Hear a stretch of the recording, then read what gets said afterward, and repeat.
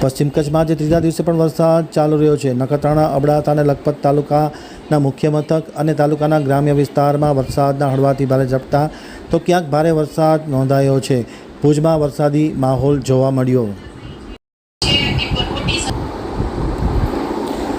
પશ્ચિમ કચ્છમાં આજે ખરા બપોરે ખાસ કરીને અબડાસા અને લખપત તાલુકામાં વરસાદ શરૂ થયો છે। ક્યાંક ભારે વરસાદ છે તો ક્યાંક ધીમી ધારે વરસાદ વરસી રહ્યો છે। કચ્છ જિલ્લામાં સર્વત્ર વરસાદી વાતાવરણ સવારથી જોવા મળ્યું હતું।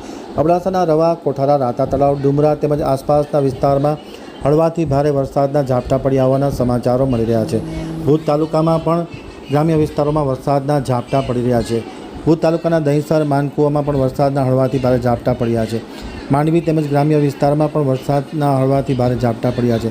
નખત્રાણા શહેર અને તેની આજુબાજુના વિસ્તારમાં પણ વરસાદ પડ્યો હોવાના સમાચાર મળ્યા છે। અબડાસાના મુખ્ય મથક નલિયામાં પણ વરસાદ પડી રહ્યો છે।